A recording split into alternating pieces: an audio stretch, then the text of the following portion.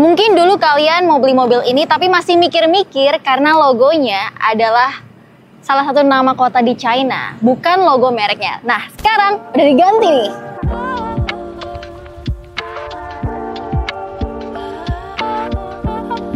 Sebenarnya perubahan logo ini penting sih buat orang-orang di Indonesia dah. Padahal gak ada permasalahan besar yang ada dari mobil ini, cuman ya logonya doang. Nah, jadi di facelift kali ini, baik itu ngeluarin X552 ini ada dua varian. Yang terendah namanya Light, dan yang tertinggi namanya Prime. Yang ada di sebelah kita ini tipe yang Prime. Jadi perbedaannya itu, yang Prime, dia ada parking sensornya, kamera 360-nya karena udah ada ADAS ya.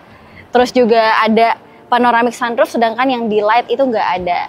Roof rail udah ada di Prime dan tentunya power tailgate. Terus perbedaannya ada di bagian peleknya lagi. Di Prime ini peleknya lebih besar, ukurannya 19 inci dan di Light ukurannya 18 inci. Dan yang baru lagi adalah kita sekarang udah bisa pakai fitur remote engine start. Nah, ini kita tinggal nyalain aja tombol yang ini.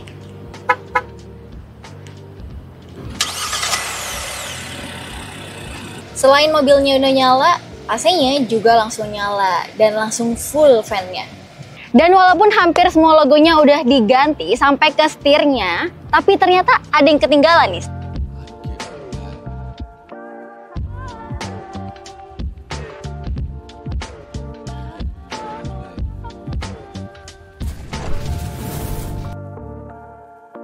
Salah satu yang masih konsisten di mobil ini adalah dapur pacunya. Hanya ada satu alasan sih kenapa Bike masih pakai mesin yang sama. Ya karena mesin 1500 cc turbo ini udah enak dan pas banget. Dengan tenaga 185 HP dan torsinya 305 Nm. Dan termasuk minim turbo lag sih mobil ini. Saat di kecepatan rendah, standar, dan juga tinggi, mobil ini sama-sama nyaman dikendarai. Karena suspensinya itu mampu meredam guncangan-guncangan di jalan dengan baik. Jadi kenyamanannya tetap terjaga bahkan di kecepatan tinggi sekalipun.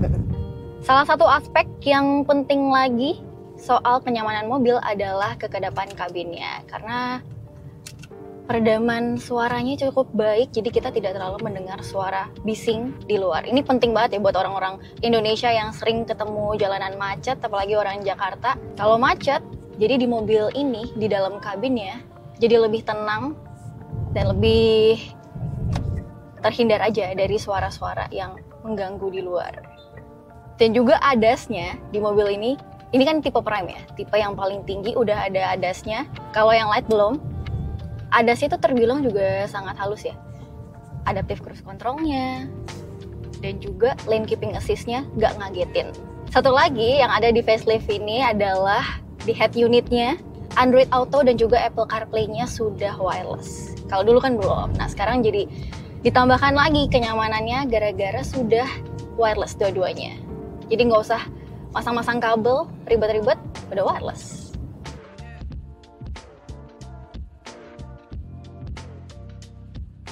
Soal harganya, di varian facelift ini, bahkan yang Prime itu turun harganya dari yang lama ya. Sekarang tuh jadi 429 untuk varian Prime, turun 62 juta dari yang lama.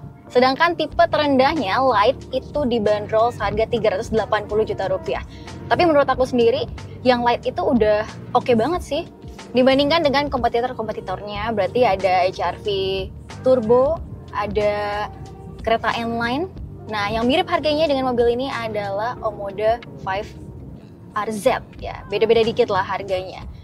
Di harganya aja 429 itu dia belum rakitan Indonesia, masih CBU ya harganya segitu. Udah turun 62 juta. Gimana kalau misalkan udah dirakit di Indonesia, pasti harganya lebih turun lagi. Bisa jadi dia harganya menjadi lebih murah dan paling murah di antara SUV di kelasnya dia. Karena BJ40 aja udah dirakit di Indonesia turunnya sekitar 100 jutaan. Gimana ini?